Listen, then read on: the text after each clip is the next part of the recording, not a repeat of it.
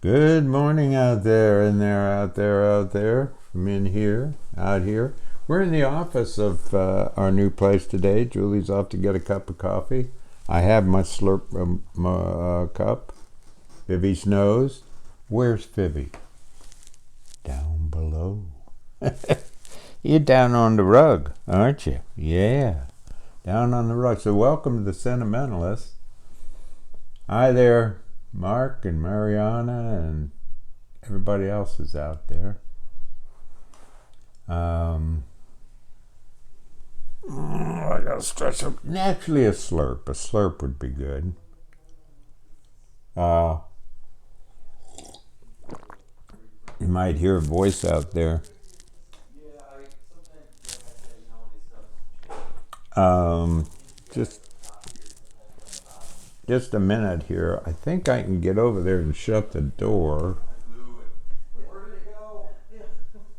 Um, but maybe you can hear that. Julie's getting it, which she'll shut the door and then we won't have that. Julie? Maybe we should start over. I don't know. I know I can finish this up. We need this door shut here. Yeah, I was just getting my coffee. There's a lot of noise coming from the elsewhere. Right, here's Vivi's. What was I saying? Oh, boy, we have a lot of branches down from the heavy snow.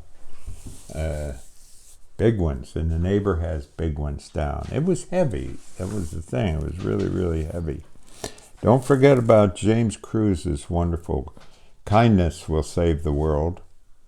And if you're a cynic, this is not a book for you. Or if you're sarcastic, this is not for you either. But Kindness Will Save the World. James Cruise. Yes, sirree. And Jeff Monroe has his new book, Debut Time. Here it comes. Telling stories in the dark.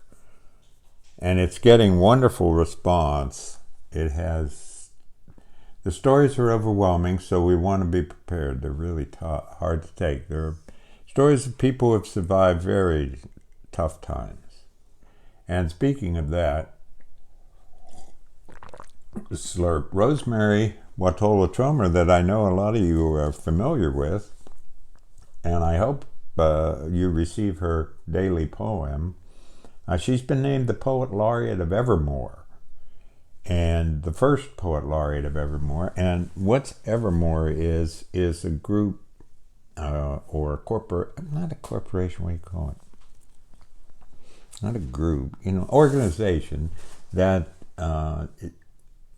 focuses on grief and grieving people, loss, how to live on.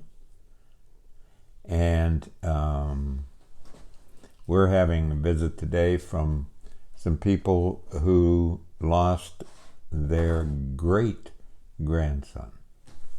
And a year ago, they lost the father who was their son. So Evermore is the kind of organization that could be helpful to them. That's for sure. So Rosemary, congratulations. You're the person to do this. She's beyond able. She's the person to do this. I've had hilarious visits this week. I had a visit on Monday from two philosophy friends. So we have a fellow putting in backsplash and new tile on the floor that Julie's picked out all this. Julie and her sister, I don't know one thing from another. And I'd probably get the backsplash on the floor. But anyway, he's had a good time overhearing these conversations. First, a philosophical one. And then on Tuesday, a guy came who I listened to for 5 hours. 5 hours. I didn't know somebody could do that. I mean, it was a monologue for 5 hours. And then yesterday, I had a call from my friend who lives in some world that none of us live in. But that one came from Florida. And so, dear Jesse, who's been doing the work here, he over overheard. That's some good entertainment. Then there's our neighbor John, and I was concerned because our dog goes in their yard, John's yard. John's 89, and our dog Bibby goes over to visit with Jake, his dog, and I was concerned that maybe Bibby. He said, "Wow, he talks like this." And he said, "Your dog came right up to the window there. That's where I keep my desk, and my dog wanted out, and I let her out, and then I got all bundled up and came out too, and the whole thing." And I said, "John, are you kind of upset with me?" "Do I look upset? Do I look upset? No, I'm not upset. I'm glad our dogs love each other." So I have to learn how to listen to John better. I have to learn how to listen to everybody better.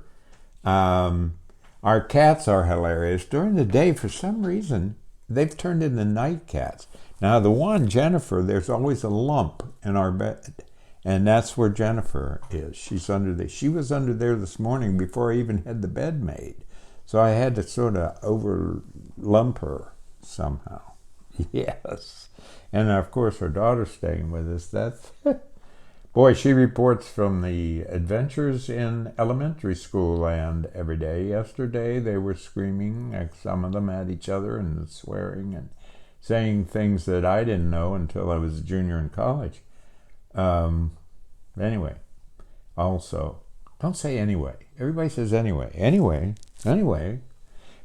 February 8th, if you're around here at 7 p.m. in Graves, Graves, Graves Hall, at the college here in town, Hope College, the marvelous novelist Dana Vanderlocht will be answering very inane questions that I will ask her that she will develop into something fascinating. And I hope to see some of you there who are, within 212 miles. You can make it. Groundhog Day, get ready for 6 weeks. Come on. Punxsutawney, PA, it's rigged. They set it up so he turns his head and sees the shadow and goes in the hole, and that's it, Punxsutawney Pete. So we'll have 6 more weeks of winter, and if you live around here, we'll have 14 more weeks of winter, right? That's the end of April. Yeah, I think that's it. Yeah. So let's see, what else on my list? Anything at all branches down? A grumble. A writer that we've always liked, and he came to visit, and he was wonderful to be around, Mark Doty, wrote a thing about Sentimental. And I was all excited because I thought it was going to be, yay, let's hear it for Sentimental. No, he went off and started ranting and raving. And I mean, he went, I couldn't understand him. He was so anti-sentimental.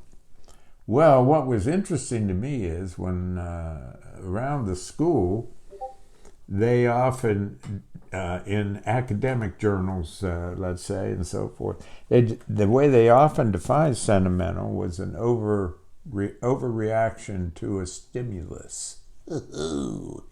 Well, it seems to be only one-sided. And my point, you talk about an overreaction. This was a reaction, that's what's funny, to sentimentality. An overreaction to sentimentality. And that wasn't sentimental? Come on. You ever listen to these politicians overreact to everything? Mr. Rump? Very sentimental. If that's the definition. Now, I can play with that definition because sometimes isn't an over-response good? I mean, I would look at my Aunt Ede's collection of teacups and I would lose it. Well, they're just teacups. But something was going on, right? I don't get it. And the same thing with critical thinking. It's been there. I'm grumping. It's been narrowed down to evaluating something. Is it any good or whatever? That's not critical thinking. Critical thinking is really closely observing. There's another definition of critical, where you notice something and bring it to the attention of others. And that's what critics used to be. Now they tell you whether to go to the movie or not. I want to make up my own mind. You know what I'm saying? Yeah, so let's finish up. Now that's kind of a not. What do I have here that's fun? Um,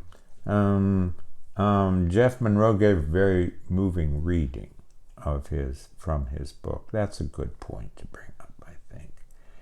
And Annalisa Cox from here, the brilliant historian, is going to be speaking coming up in the next 2 weeks about why the people today using the Founding Fathers are not correctly making reference to what the Founding Fathers were saying and believing, and yet they tell that they are, but it's not.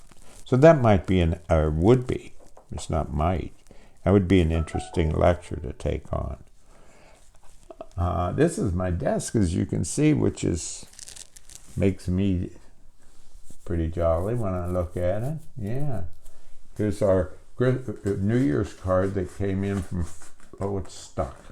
It's here. It came in from France, from our beloved second family that lives in France. So this is a poem titled Sometimes in the Early Morning, which is kind of now. Sometimes in the early morning, they sit here, each one waiting for another to finish her story, his story. Maybe they need to tell them again. Maybe they want me to listen. Then take them into the garden where they will carry their ubiquity of quiet among the early bloom of lupin, gay feather, and the peonies. The peonies that have offered their frazzled globes for 40 years. The goat's beard spreads its extravagance of off-white on the mute rug of moss, the twisting branches of curly willow draping over the dangling dazzle of the golden chain. Everything is rising from the earth's dark silence. And these losses, walking with me, stay into the labyrinth of the day.